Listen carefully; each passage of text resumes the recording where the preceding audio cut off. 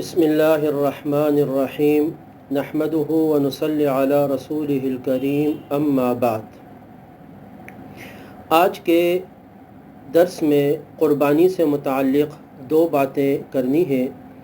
پہلی بات قرآن پاک اور احادیث رسول صلی اللہ علیہ وسلم سے قربانی کا ثبوت، اور دوسری بات ایک اعتراض اور اس کا جواب۔ اللہ تبارک و تعالی نے بہت ساری عبادات کا حکم دیا ہے۔ ہم نماز پڑھتے ہیں، روزے رکھتے ہیں، زکوٰۃ دیتے ہیں۔ اسی طرح ان عبادات میں سے ایک عمل قربانی کرنا ہے۔ قربانی کا مطلب یہ ہے کہ اللہ تبارک و تعالی کا قرب اور اللہ کی رضا حاصل کرنے کے لیے عید کے ایام میں جانور کو ذبح کرنا۔ یہ عمل قرآن پاک میں اللہ تبارک و تعالی کا حکم ہے، رسول پاک صلی اللہ علیہ وسلم کا مبارک طریقہ ہے، احادیث میں آپ نے ذکر کیا۔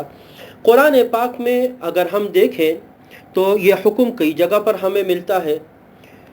نمبر 1 سورہ کوثر 30ویں پارے میں ہے۔ اللہ تبارک و تعالی فرماتے ہیں بسم اللہ الرحمن الرحیم انا اعطیناک الکوثر فصل لربک وانحر۔ اے پیغمبر، ہم نے آپ کو خیر کثیر عطا کیا، آپ اپنے رب کے لیے نماز پڑھیے اور قربانی کیجیے۔ جمہور مفسرین نے اسے یہی مراد لیا ہے۔ تفسیر قرطبی کا مطالعہ کیا جا سکتا ہے کہ نحر سے مراد یہاں پر قربانی کرنا ہے۔ دوسری جگہ سورہ انعام آیت نمبر 162 میں اللہ فرماتے ہیں قل ان صلاتی و نسکی و محیای و مماتی للہ رب العالمین۔ اے پیغمبر، آپ کہہ دیجئے بے شک میری نماز، میری قربانی، میرا جینا اور میرا مرنا سب اللہ کے لیے ہے جو رب ہے تمام جہانوں کا۔ یہاں پر بھی قربانی کا ذکر ہے اور فرمایا کہ یہ اللہ کے لیے ہے۔ تیسری آیت مبارکہ سورہ حج کی آیت نمبر 34 ہے، جس میں ذکر ہے وَلِكُلِّ أُمَّةٍ جَعَلْنَا مَنْسَكًا لِيَذْكُرُوا اسْمَ اللَّهِ عَلَى مَا رَزَقَهُمْ مِن بَهِيمَةِ الْأَنْعَامِ۔ اور ہر امت کے لیے ہم نے قربانی مقرر فرمائی ہے کہ وہ اللہ کا نام لے ان اللہ کے دیے ہوئے بے زبان چوپائے جانوروں پر، کہ جب ان کو ذبح کرے تو ان پر اللہ کا نام لے۔ یہ تینوں آیات قرآن پاک میں موجود ہے اور جس سے قربانی کا ثبوت ملتا ہے۔ اللہ پاک اس میں قربانی کا حکم دیتے ہیں۔ جناب رسول پاک صلی اللہ علیہ وسلم کی مبارک احادیث کو دیکھا جائے تو آپ نے بھی بڑی تاکید فرمائی ہے قربانی کے بارے میں۔ پہلی حدیث صحیح بخاری شریف میں ہے۔ صحابی رسول حضرت براء ابن عازب رضی اللہ تعالی عنہ روایت فرماتے ہیں کہ رسول اللہ صلی اللہ علیہ وسلم نے فرمایا ان اول ما نبدأ فی یومنا هذا ان نصلی ثم نرجع فننحر، کہ آج کے دن میں جو سب سے پہلا کام ہم کریں گے وہ نماز پڑھیں گے، یعنی عید کی نماز، اور پھر جب نماز پڑھ کر لوٹیں گے تو پھر ہم قربانی کے جانوروں کو ذبح کریں گے۔ اس میں بھی آپ صلی اللہ علیہ وسلم نے قربانی کے جانور کا حکم دیا، ذکر فرمایا۔ ترمذی شریف کی روایت ہے، حضرت عائشہ صدیقہ رضی اللہ تعالی عنہا روایت کرتی ہیں کہ رسول اللہ صلی اللہ علیہ وسلم نے فرمایا یوم نحر یعنی 10 ذی الحجہ کے دن کوئی بھی عمل اللہ کے ہاں قربانی کے جانور کے خون بہانے سے زیادہ پسندیدہ نہیں ہے، اور فرمایا قیامت کے دن قربانی کرنے والا اپنے جانور کے بالوں، سینگوں اور کھروں کو لے کر آئے گا اور یہ تمام چیزیں اس کے لیے ثواب کا باعث بنے گی۔ اور آگے رسول اللہ صلی اللہ علیہ وسلم فرماتے ہیں جانور کا خون زمین پر گرنے سے قبل اللہ کے ہاں قبولیت حاصل کر لیتا ہے، فطیبوا بہا نفسا، لہٰذا تمہیں چاہیے کہ تم خوش دلی سے قربانی کیا کرو۔ تیسری حدیث وہ بھی ترمذی شریف کی روایت ہے، حضرت انس رضی اللہ تعالی عنہ جو رسول اللہ صلی اللہ علیہ وسلم کے خادم خاص ہے، ان سے بھی روایت ہے، اور حضرت عبداللہ ابن عمر رضی اللہ تعالی عنہ سے بھی روایت ہے۔ وہ فرماتے ہیں کہ رسول پاک صلی اللہ علیہ وسلم 10 سال مدینہ منورہ میں رہے اور 10 سال آپ صلی اللہ علیہ وسلم نے قربانی کی۔ ہر سال آپ صلی اللہ علیہ وسلم قربانی کیا کرتے تھے۔ चौथी हदीस सुनन इब्न माजा में है और मुस्नद अहमद की भी रिवायत है। रसूल पाक सल्लल्लाहु अलैहि वसल्लम ने फरमाया, मन वजद सअतन फलम युदही फला यक़रिबन्न मुसल्लाना, जो शख्स क़ुरबानी की इस्तिताअत रखने के बावजूद क़ुरबानी नहीं करता वो हमारी ईदगाह के करीब भी ना आए। इस कदर सख्त बात आपने फरमाई कि जो इस्तिताअत रखता है क़ुरबानी की, उसके बावजूद भी क़ुरबानी नहीं करता तो उसे चाहिए कि वो हमारे ईदगाह के यानी हमारे साथ नमाज में भी शामिल ना हो, ईदगाह भी ना आए। तो कुरान पाक की इन आयात और इन मुबारक अहादीस रसूल सल्लल्लाहु अलैहि वसल्लम से क़ुरबानी का सबूत मिलता है।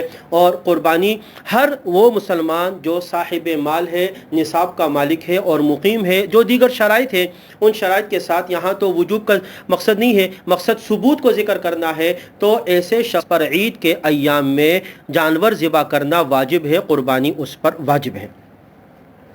यहाँ पर एक एतराज़ जो बाज़ लोगों की तरफ से होता है उसको भी ज़िक्र करना है और उसका जवाब भी देना मकसूद है। जब भी क़ुरबानी के दिन आते हैं और या हज के दिन आते हैं, उम्रे के अय्याम आते हैं, तो बहुत सारे वो मुसलमान जो सेकुलर जहन वाले हैं, लिबरल हैं, और अगर हकीकतन कहा जाए कि दीन के साथ उन्हें एक बुग़्ज़ और अदावत है, तो वो फ़ौरन अपने फ़लसफ़े शुरू कर देते हैं कि जी क़ुरबानी की क्या ज़रूरत है, इतने सारे जानवरों को ज़िबा करना, इतना सारा खून बहाना, नालियाँ बंद हो जाती हैं, आलाइशें परेशान करती हैं, इतने मसाइल हो जाते हैं, तो इन क़ुरबानियों की क्या ज़रूरत है, इतना पैसा इस पर ज़ाया होता है। तो इससे बेहतर ये नहीं है कि कोई हस्पताल बना दिया जाए? क्या ये बेहतर नहीं है किसी कॉलोनी में, किसी गांव देहात में कोई डिस्पेंसरी खोल दी जाए, किसी इलाके के लिए कोई एम्बुलेंस ख़रीद ली जाए, वहाँ मरीज़ पहुँचना आसान हो जाएंगे, कहीं पर ठंडे पानी का कूलर लगा दिया जाए, किसी इलाके में कुआं खुदवा दिया जाए, किसी गरीब लड़की की शादी करा के उसको जहेज़ दे दिया जाए, किसी यतीम बच्चों के तालीम का ख़र्चा उठा लिया जाए, तो ये बेहतर नहीं है? इतना सारा ख़र्चा जो आप क़ुरबानी के जानवरों को ख़रीद के उस पर लगा रहे हैं, या बार बार जो हज कर रहे हैं, उम्रे कर रहे हैं, ये कर रहे हैं, तो इससे बेहतर नहीं है कि आप ये पैसा इन कामों में लगा दें, रिफाही कामों में, ये खैर के काम कर ले। ये एतराज़ हर साल उठता है, कुछ लोग ये बार बार इस बात को ज़िक्र करते हैं। तो मेरे मुहतरम भाइयों, मकसद जवाब इसका ये है, बताना ये मकसूद है कि हमें मालूम होना चाहिए कि अल्लाह तबारक व तआला अपने बंदों से ज़्यादा मेहरबान है। अल्लाह पाक अपने बंदों की ज़रूरतों को दूसरे बंदों से बेहतर जानता है। उसके इल्म में है कि किसकी क्या ज़रूरत है और किसको क्या उसकी हाजत है, वो अल्लाह बेहतर जानता है। अल्लाह ने क़ुरबानी का हुक्म दिया, रसूल पाक सल्लल्लाहु अलैहि वसल्लम ने अहादीस में इसकी ताकीद की, तो क्या अल्लाह और उसके रसूल को इन गरीबों का इल्म नहीं था? आप नहीं जानते थे कि इनको अस्पताल की, इनको कुएँ की, इनको डिस्पेंसरी की या इन चीज़ों की ज़रूरत है? अल्लाह के इल्म में नहीं? अल्लाह बेहतर जानते हैं। लेकिन अल्लाह पाक हुक्म देने वाले भी है और अल्लाह हकीम भी है, वह हिकमत के मुताबिक हुक्म देते हैं। उसने हुक्म ये दिया है कि इस मौके पर क़ुरबानी का जानवर ही ज़िबा किया जाए। इसको छोड़ के और उसकी जगह पर रिफाही काम करना, इसकी मिसाल बिल्कुल ऐसे ही होगी जैसे कि मस्जिद में अज़ान हो जाए और लोग नमाज के लिए आ जाए, जमात का वक्त हो गया, अब इमाम फ़र्ज़ नमाज का वक्त हो गया, जमात खड़ी हो गई, लोग जमात में शामिल हो गए। एक शख्स कहता है कि जी जमात में क्या शामिल होना, मैं नवाफिल पढ़ रहा हूँ, ये भी तो अच्छे काम है, और वो पीछे अपने लिए नवाफिल पढ़ रहा है, मुसलसल लगा हुआ है, नवाफिल पढ़ रहा है, लेकिन फ़र्ज़ नमाज में शामिल नहीं हो रहा, तो ये उसको खैर का काम नहीं कहा जाएगा। जिस वक्त जो काम मकसूद है उस वक्त वही उसको कहा जाएगा कि वो जमात में शामिल हो जाए, बाद में वो अपने रिफाही काम करे, लेकिन फ़र्ज़ को छोड़ा नहीं जाएगा। इसी तरह क़ुरबानी वाजिब है, वो अपने वक्त पर उसको अदा किया जाएगा। फिर अगर यही लोग जो एतराज़ करते हैं, तो क्या कभी आप लोगों ने इन लोगों से कभी ये एतराज़ सुना है कि माशरे में कितने लोग हैं जिनको अल्लाह ने माल दिया है और वो अपने माल को अपने लिए इस्तेमाल करते हैं? एक शख्स सड़क पर निकलता है, 1 करोड़ की गाड़ी में घूम रहा है, उसके पास वसात है, तो क्या इन सेकुलर लोगों से आपने कभी सुना कि जी आप 20 लाख में भी तो बड़ी लग्जरी गाड़ी मिल जाती है बेहतरीन, آپ 1 کروڑ کی گاڑی میں گھوم رہے ہیں، آپ 20 لاکھ کی گاڑی خریدیں اور 80 لاکھ روپے آپ اسپتال میں لگا دیں، کنواں کھدوا دیں، رفاہی کاموں میں لگا دیں۔ موبائل فون کو اگر دیکھا جائے تو آج کل 2 ڈھائی لاکھ کے موبائل فون آ رہے ہیں، لوگ استعمال کر رہے ہیں جن کو اللہ نے وسعت دی ہے۔ تو کبھی آپ نے ان سیکولر لوگوں سے سنا کہ وہ آ کے یہ کہیں کہ جی 50,000 میں بھی اچھا موبائل مل جاتا ہے تو یہ 2 لاکھ روپے اوپر والے آپ کسی غریب کو دے دیں، کسی کی مدد کرے رفاہی کام۔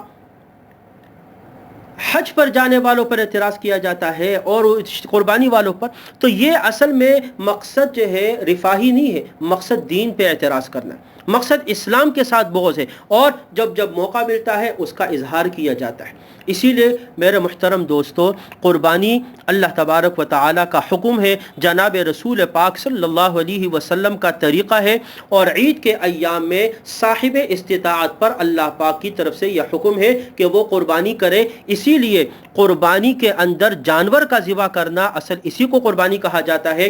اگر کوئی شخص اس پیسے کو صدقات میں یا کسی اور جگہ پر خرچ کر کے جانور خرید کے ذبح نہیں کرے گا جو صاحب مال استطاعت والا ہے، تو اس کا ثواب اپنی جگہ، لیکن قربانی چھوڑنے کی وجہ سے گنہگار ہوگا، اس کا گناہ ملے گا۔ اسی لیے افضل عمل یہ ہے کہ ان ایام میں جانور کو خرید کے ذبح کیا جائے۔ اللہ پاک ہمیں عمل کی توفیق نصیب فرمائے۔ وآخر دعوانا ان الحمد للہ رب العالمین۔